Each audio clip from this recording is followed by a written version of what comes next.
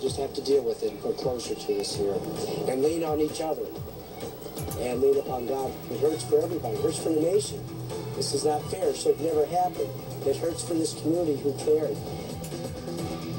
But what closure can we have when a killer is still out there and has not been identified? Heartbreaking developments in the case of Nevaeh Buchanan tonight. The buried remains have been determined to be that of the beautiful little child you are looking at right there, holding her diploma.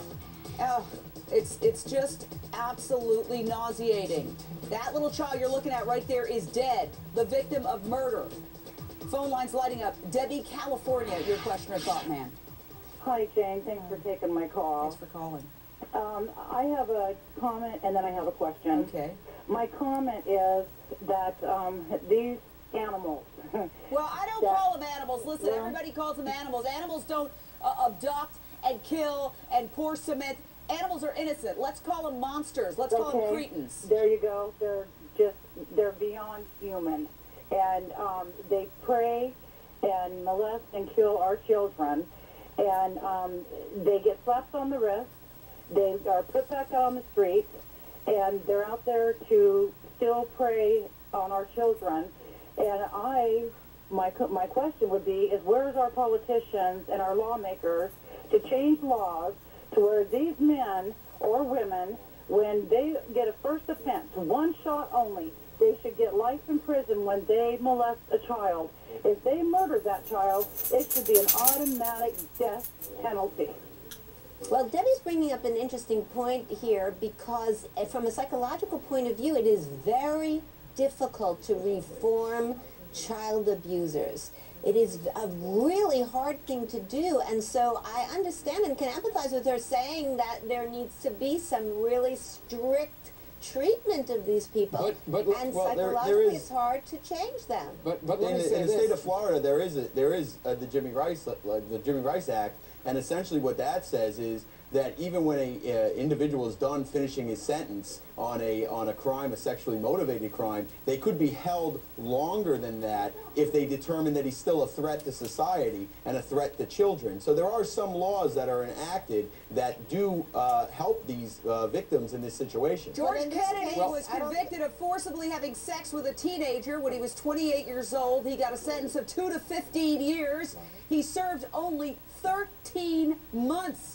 And he was released in April 2003. Roy Smith was convicted of third-degree criminal sexual assault after a woman claimed he raped her twice in 1991. He was sentenced as a habitual offender and was ordered to serve 15 to 50 years in prison. He was let out in February 2008. Just February 2008. Jane, now we're just a year later. We could have laws and we could talk about the legislators and the politicians, but when are parents also responsible here?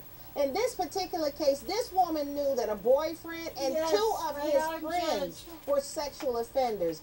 Even if she didn't know that, she's also got a 5-year-old girl in an apartment complex with 180 other apartments, riding her bicycle along the road, and it's dark outside. Where's the parental responsibility? Well, we don't know. You know what? We do not need to be questioning this mother right now. I find that offensive. I find putting her on TV and pounding her with questions. She's putting herself on TV. She is a mother, and she is being taken advantage of. Well, we don't even know what her involvement is yet. I take exception to that. Listen, we didn't sit and second guess this mother. At the very least of bad judgment, and that's why she's being questioned. Well, it's absolutely bad judgment. She was not the custodian of this child. Her mother was the legal custodian of this child because guess what? She had served 2 years for home invasion robbery, and she had just gotten out of jail 2 or 3 months ago.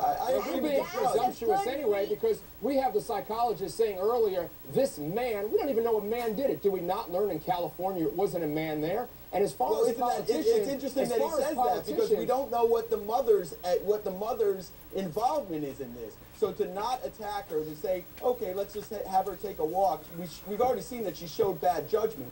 Where does it go after that? I think the mother is someone that you need to look at. You always start closest to the family and move out. This is not 1950. We are real used to it now, seeing that when something happens to a child, it's usually a parent or a boyfriend real close behind that child. And sometimes it is a a stranger abduction. But I mean, it's we had the unusual Cooley that it's- case, and we yeah. had other cases where it was a pedophile who lived in the area who took the child. We don't know at this point, but I will say this is a cautionary tale, and we have to be careful. These children are precious. They're fragile.